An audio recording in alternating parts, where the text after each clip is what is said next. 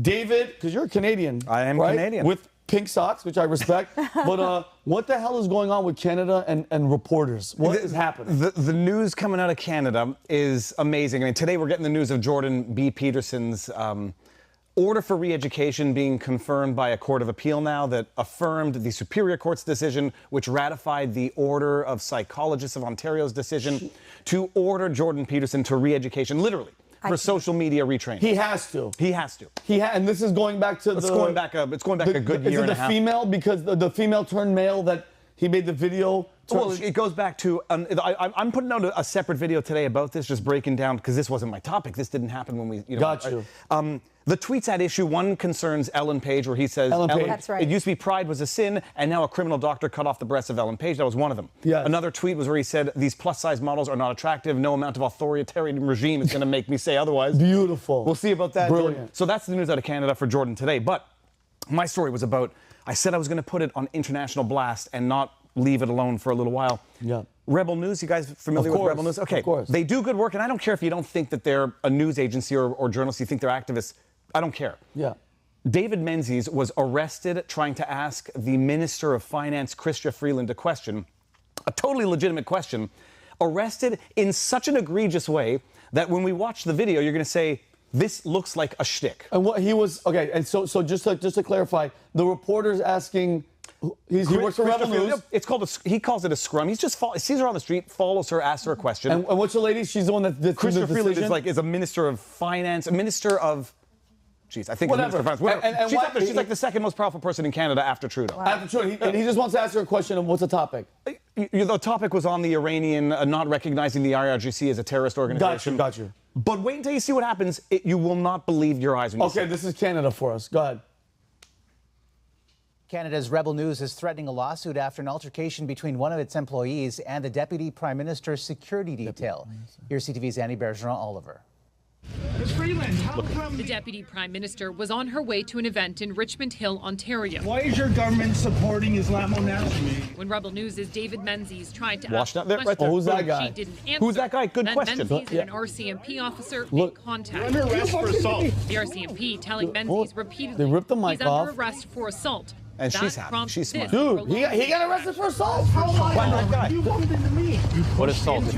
Menzies was then cuffed and put into the back. What? They released him before they even booked him. But look at this, cuff In him. a statement, Rebel Dude. News says we have retained Wait, legal look at that counsel face. and That's the expect to face of sue someone the who RCMP, cannot believe York what just Regional happened. Police, Routine and legal- Freeland Oh, dude, 100% he's will sue suing. They're gonna sue. Who is, and where's he standing out in front of? This is like in front of the, like this. He's on a sidewalk in the middle of the It's like a street. parking lot. The dude that Public arrests area. him, Says they won't plain-clothed, matters of Freeland. nudges him with his finger, and then says, "You're under arrest for assault." Wow, Canada's no joke, huh?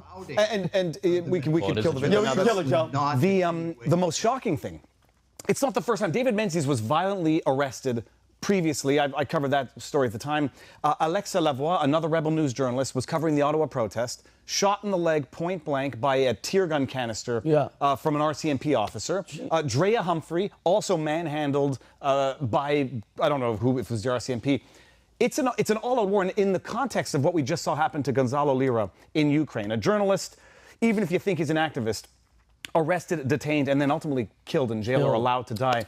We're not far off. It's just a matter of degrees in Canada and in the U.S. But that's it. They're going to sue. They released him within a matter of, I'd say an hour or so. Took him to apparently from his interview, he says they took him to a schoolyard or a backyard of a school and then released him. I was like, Wow. they take you cuffed to a schoolyard and you're not crapping your pants? What are you, a deer? Yeah, what do you mean? Like, did they put a hood on his head? Like, what the God? This reminds me of a scene from Game of Thrones that I remember watching where, like, Ned Stark was asking Lord Varys, he was like, why was this guy Jon Arryn? Why did he die? And the guy answered, he started asking questions. Yeah, I remember that. It was literally, this reminds me of that. Like, he's just asking a It question. reminds me of the episode of The Simpsons, it's a Treehouse of Horror episode when Krabappel was sending all the kids to detention so they could turn them into food. You don't remember this one? Anyway, and so she was looking for any excuse for detention. So Martin or one of the kids, his pencil falls off the desk and it zooms in on Krabappel's face and she goes, detention. The way this cop put his hand out, arrested. I was like, what the f-? And if there were no cameras, It would just be Menzies' word against a plainclothed RCMP. Were they in front of? Oh, go ahead, Shane. Say what you're going to say. I was going to say, David, before the camera started rolling, you were talking about a journalist that reported Peterson's tweets to the government. Oh, and I was just like processing that. Like, so you think that you're a journalist, you're speaking truth to power, but you're telling on a professor, an independent professor, to the government to get him thrown in jail or get his licenses removed? Like, what goes through these people's heads? They have been, well, what goes through their heads is they're dependent on the government for their existence, whether it's through discrete funding, government ads, direct bailout. And yeah, in the Jordan Peterson context, there was a journalist no longer working at the organization at which this journalist worked, retweeted, oh, I wonder if in the context of their investigation, they saw this tweet and quote tweets what she thinks was an offensive tweet from Jordan Peterson, which was actually just a tweet pointing out the fact that Elon Musk has done a good job attacking CP on Twitter. Dude, I absolutely love that. So, and outside this building, why there were so many cops? Is that like a state house, a state building? Was she going to work? I'm not actually sure, but these were the hired goons of Chrystia Freeland. Of course, so she was asked later on. Yeah. What does she have to say about what does she have to say about this arrest? We have that video, right? Which one? It's the one where, there right you here. go. Okay, so she's asked, watch the smirk on this. She's ugly spiritually, not physically. Watch the smirk on this ugly person's face disappear. Okay. Make of your security detail arresting David Menzies? Bam. So, and listen to this answer. I want to start with what was important about Monday. And what was important about Monday, January 8th, was that was the 4th anniversary of a date that I think forever needs to be marked and circled in black on the calendar of all Canadians. It was a tragedy for Canada. Canadians were criminally murdered. And I want to say to the families and loved ones of the people who were murdered that Canada remembers, Canada will not forget. And that's why I was in Richmond Hill, Marcy was there too, to show that this is a Canadian tragedy, that Canada remembers, and Canada will not forget. And will not forget. Right. The incident, as you guys know very well, Canada is a rule of law country. Canada is a democracy. Operational decisions about law enforcement are taken by the police of jurisdiction. Quite appropriately, the police. Political elected officials have no role in the taking of those decisions, and that's why I don't have any further comment. That was painful. That was a long video for someone with no comment. Well, yeah. But appreciate it's like clinical abusive behavior. She's asked, what do you have to say about your police, it's yours, arresting this journalist? She goes into a 1-minute diatribe about the sympathy that she has for the victims of the downing of the Ukrainian flight 4 years ago. And now she uses the word murdered. And she tries to shield herself in the victimhood of the people that were killed on that plane. And disgustingly enough, it took Trudeau about a week before he recognized that plane being downed by, deliberately back in the day. I don't know if you guys remember. Yeah, I remember this. Took him a week to stop referring to it as a plane crash. At first he was calling it a plane crash when everyone was saying the plane didn't crash. It was shot out of the air deliberately. Yeah. But he didn't want to make any enemies back then. Of course. So instead of answering the question, 60 seconds of disgusting shielding behind victims of violence. It's atrocious. I still cannot believe the cop did what he did.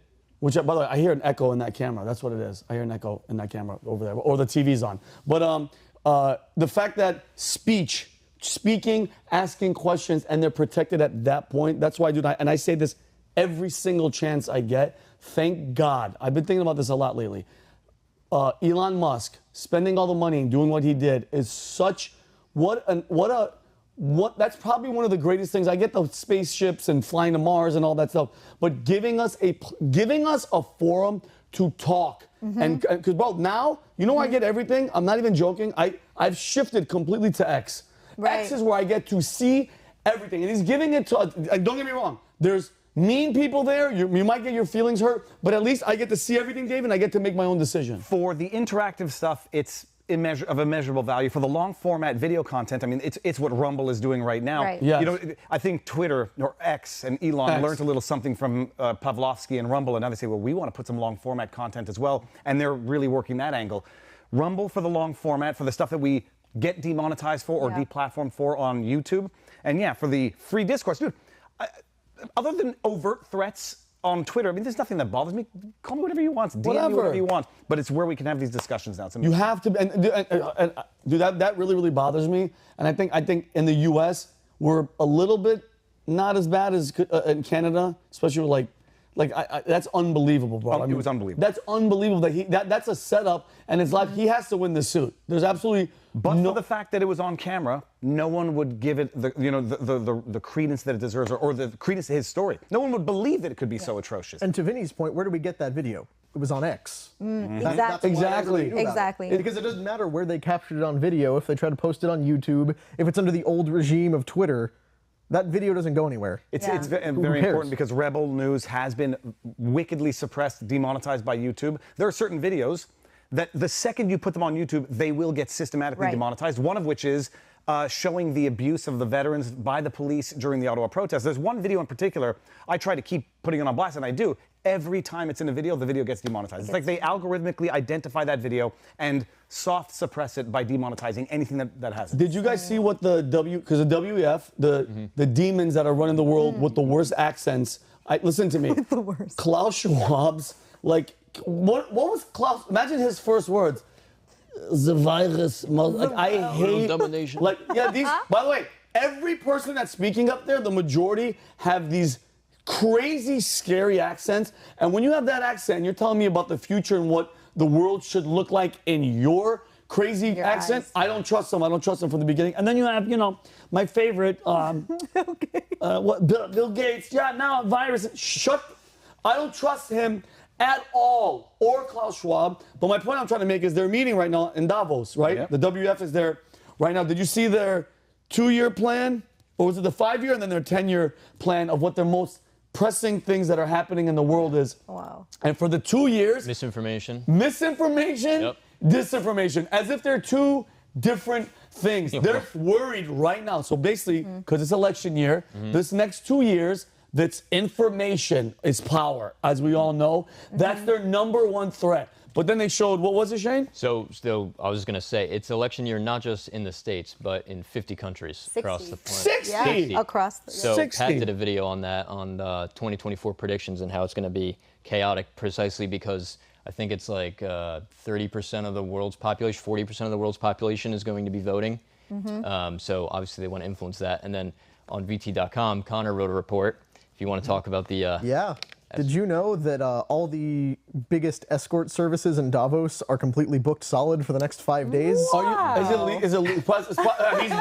Are you surprised? That's only because they don't want to be present alone and they want to look like they're dating. This is the important thing. people. It's why escort services are able to function pretty much everywhere. They're not selling the sex. They're just... We're renting the girlfriend experience with the women who'll keep you company, and any sex that is had or not had in hotel rooms is a personal arrangement between them. As a guy who clients. commented on our Instagram post for this article said, this just shows you the people in control of the world, what they're motivated by, what they're driven by, greed, material rewards. Of course, I just love it. It's almost like the Council for Relations and the Bilderberg Group and all these people that get together and they make these massive decisions that change humanity's future. And we just, nobody, by the way, the average person, this is not an average, we're unusual suspects for a reason, bro. The average American, do you think, be honest with me, David, the average American, if you picked out of 5 average Joes, none of them know who Klaus Schwab is or what the hell the WEF is. I feel like the average person is just trying to survive. That's how they strive. That's what they have new people who come on board at Valuetainment and have no idea what the WEF is. I mean, that I find shocking. When was it the Bill Maher said, what's the WEF to, was it Roseanne Barr? Oh, yeah, he had no idea. And I think maybe he was feigning ignorance just for humor. I have trouble believing that anybody doesn't know who the WEF or Klaus Schwab is now. Yeah. But just by the way, I had a good joke. The escort agencies, when Ghislaine Maxwell got arrested and Epstein died, I mean, they were like, yes, we can finally, we get the market share back. Oh, that's hilarious. Like Walmart just went out of business. Now the mom and pop shops. That is so freaking funny. No, but that's nuts, and it's to be expected. And it also just goes to show you, like, that's in plain view. What they do behind closed doors, one can only imagine. Oh, dude, I saw, because I'm going to wrap this up, I saw a video of one of these females who made it out. This is her story. She made it out of one of these it's crazy because Chrystia was mentioning Hunger Games earlier because she said her shirt looks like the girl from Hunger Games. Welcome tributes to the games. I love it. It looks like a sheep, but you put like brownies, like dark raisins on them.